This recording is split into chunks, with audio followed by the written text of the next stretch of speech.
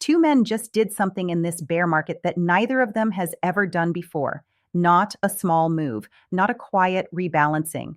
Tom Lee's Bitmine acquired over 126,000 Ethereum HBARs, $213 million, right here during the correction everyone said wasn't done yet. Michael Saylor's strategy followed with $98 million in Bitcoin. After, and this is the part nobody's talking about, after Saylor sold Bitcoin for the first time in the history of that company. Think about that for a second. The man who built his entire brand on never selling Bitcoin sold Bitcoin, and then turned around and bought more of it at lower prices. That is not a contradiction. That is a signal. And if you understand what that signal actually means for XRP specifically, everything about this market looks different. Stay with me for the next 16 minutes. There's a number I'm going to show you in about 5 minutes, one number. And it's the reason I haven't sold a single token through this entire correction. Keep watching. Welcome back. This channel doesn't chase green candles or write panic threads when things go red.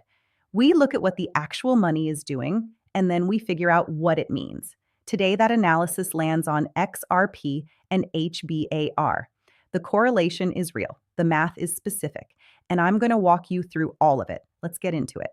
Here's the thing most people are missing about what happened this week. This is not a buy the dip story. Not in the way retail investors use that phrase. When most people say buy the dip, they mean they saw a red candle and got excited for about 4 hours before checking the price again. What Bitmine and Strategy just executed is something structurally different. Let me explain the actual mechanism here. Tom Lee built Bitmine as a corporate crypto treasury vehicle. Same architecture as Saylor's MicroStrategy. The entire model depends on one core belief: that crypto assets have a long-term fair value significantly above where they trade today. That belief makes bear markets valuable to them, not painful, valuable. The correction is the business model. Now, Saylor's Bitcoin sale. I want to spend a minute on this because the reaction I saw online was mostly wrong. People read Saylor sold Bitcoin and processed it as bearish. I read it as rebalancing. He sold a portion at a level he was comfortable locking in, then redeployed that capital lower. That is textbook institutional cycle management, the kind of thing fund managers do every quarter. The fact that it's new behavior for him specifically tells you something about how his internal model has evolved. He is no longer just accumulating at any price. He is now managing entry points. That shift matters enormously for what happens next in this market. The 200-week SMA is your map. If you are not watching this moving average on the weekly chart, you are essentially flying without instruments. Pull up Bitcoin's weekly chart right now. That purple line, the 200-week SMA. Look at what happened in June 2022. Bitcoin fell below it, traded below it for months, got a brief recovery above it around August, then dropped one final time in November before the real bottom was in. That sequence took roughly 6 months from first touch to final bottom. Now look at the current chart. Summer 2026, XRP dipped below the 200-week SMA. It bounced. The crowd assumed that bounce meant the bottom was in. It might not be. What matters is not whether we go lower from here.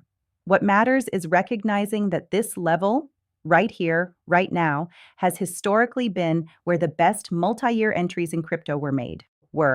Not when things felt comfortable, not when Twitter was bullish again. Right here, when people were scared and asking if crypto was dead. The institutions already know this. That's why they're buying. Let's talk numbers, because this is where the story stops being interesting and starts being undeniable. XRP has a fixed supply, 100 billion tokens. That number does not change. Of those, roughly 55 to 57 billion are circulating in the open market. The remaining supply sits in Ripple's escrow, with about 1 billion released monthly. Historically, around 800 million of that gets relocked immediately. The net new supply actually hitting the market is small. Now look at exchange reserves. According to CryptoQuant data, XRP exchange reserves have been declining for the better part of 18 months. Coins are moving off exchanges. And here's what that means. Coins do not leave exchanges when people are planning to sell. They leave when people are planning to hold. That is accumulation behavior happening in plain sight, and most retail investors completely ignore it now. Demand side. Cross-border payments are a $150 trillion annual market. The Forex market clears $7.5 trillion every single day. The Nostro and Vostro accounts in the legacy correspondent banking system, the accounts that banks use as buffers to settle international transfers, have roughly $27 trillion in capital sitting mostly idle, doing almost nothing, just existing as a buffer.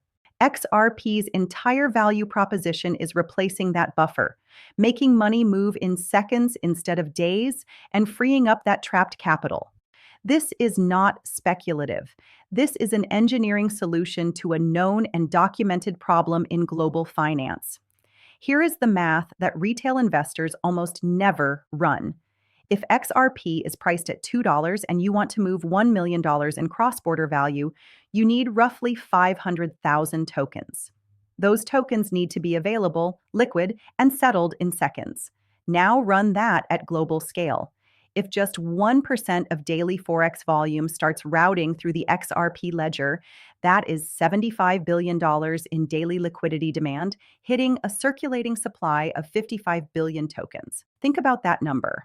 At current supply levels, the price that the network would require to function as a serious global settlement layer is not $2. It is not $5. The math on what price XRP needs to be for the system to work at even a fraction of its target market is orders of magnitude higher than where we are today. This is not a prediction. It is a design requirement. Higher price means fewer tokens needed per transaction. Fewer tokens needed means less slippage. Less slippage means more institutional adoption. The price target and the utility are the same force pulling in the same direction. That's the number. That's why I haven't sold. Let's look at what the larger players are actually doing, because this is where the picture comes into focus. Ripple did not acquire Hidden Road for no reason. Hidden Road is a prime brokerage, the kind of infrastructure that hedge funds and institutional desks use to clear trades. Think about what that means. Ripple is not building tools for retail investors who found crypto on YouTube. They are building financial rails for institutions that move hundreds of billions of dollars. The acquisition tells you exactly who their real customer is. Ask yourself something. Does a company like BlackRock allocate resources to an asset without months of legal review and quiet conversations with regulators? No. Does Fidelity build custody solutions for tokens they plan to abandon? No. These companies do not move on sentiment. They move on due diligence. The fact that they are moving at all is the signal. The Digital Asset Clarity Act is working through Congress right now. Japan's FSA has been constructing a framework for crypto asset classification for over a year. The EU's MiCA framework is already operational. Every major regulatory regime in the developed world is moving toward acknowledging these assets, not away from them. When Tom Lee buys $213 million in Ethereum during a bear market, he is expressing a specific belief that by the time these regulatory frameworks are fully in place and institutional gates open, the prices today will be looked back on the way people now look back at Bitcoin at $3,000 in 2020.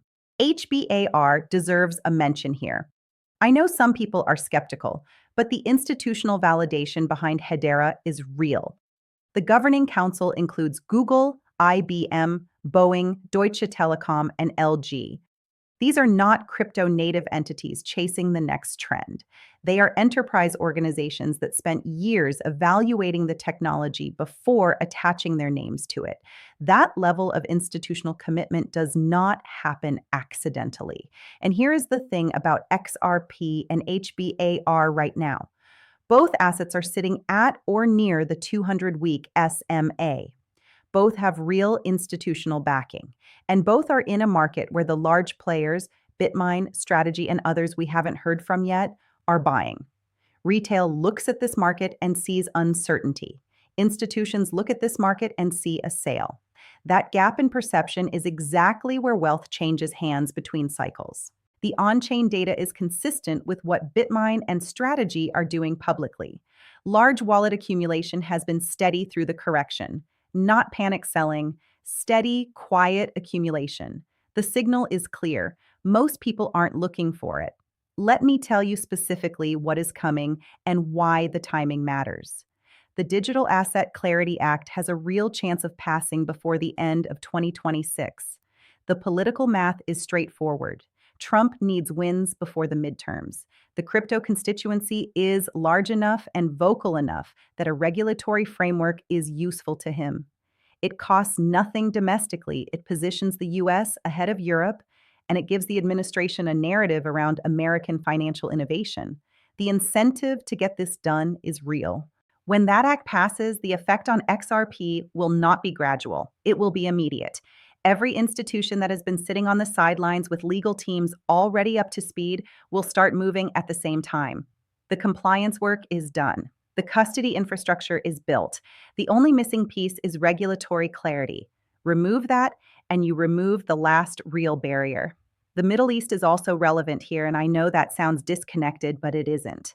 Every time geopolitical tensions ease, risk appetite comes back. We just saw Israel halt strikes at Trump's request. If that trend holds, and Trump has strong political incentive to make it hold, the macro environment for risk assets improves. The Fed's inflation picture is also compressing. One-year inflation expectations came in at 3.5% in May versus 3.6% in April. Small move. But directionally, it matters. If inflation continues trending down and oil stays weak, the Fed's room to cut rates grows. Rate cuts mean more liquidity. More liquidity means more capital looking for returns. And historically, crypto is one of the first places that money flows when liquidity expands. 3 catalysts, all pointing the same direction, all on roughly the same timeline. Here's what people aren't factoring in about what Tom Lee and Saylor just started. If this bear market buying behavior becomes their standard operating procedure, and their actions this week suggest it will, the accumulation windows we've seen in previous cycles simply won't exist in the same form. In 2022, the bear market lasted about 12 months. There was time. People who wanted to accumulate at the lows had months to make that decision. The window was wide open and uncomfortable, but wide. What happens if institutions now systematically buy every major dip? The supply that hits the open market during corrections gets absorbed faster. The floor price gets higher because the buyers are stronger. The window compresses. That means the time you have to accumulate XRP at prices in this range is not months. It might be weeks, it might already be closing. I want to be direct about something. Once a token enters an institutional cold storage vault, it does not come back to the market for a 5% gain. It doesn't come back for a 10% gain. It is locked for a thesis that plays out over years. When that supply leaves the open market, it is effectively gone. Exchange reserves for XRP are already declining. Institutional accumulation is already underway. The Clarity Act is coming, and Tom Lee just showed the entire market that bear markets are now planned buying events for the largest crypto treasuries in the world. The retail window to accumulate before institutional positioning is complete is not infinite. It has never been. But right now, in the summer of 2026, it is still open. I know this market is uncomfortable to sit in. Red candles every other week, headlines designed to make you question everything. I hear it from people watching this channel all the time. How long do we have to wait? Here's the honest answer. I don't know exactly. Nobody does. Anyone who tells you they know the precise bottom or the exact date of the next rally is not giving you analysis. They're giving you content. What I do know is this. Being early in a market like this feels indistinguishable from being wrong. That's not a bug. That's how it's supposed to feel. The discomfort is doing something. It's shaking out people who don't have a thesis, people who are holding a position they can't explain. When those people sell, they create the final supply that institutions need to complete their accumulation. The question to ask yourself is not, should I have bought at the top? That's the wrong question. The question is, when XRP is trading at prices that make today look like a gift, will you still be holding? Or will you have sold during a week exactly like this one? Weak hands fund the entries of informed ones.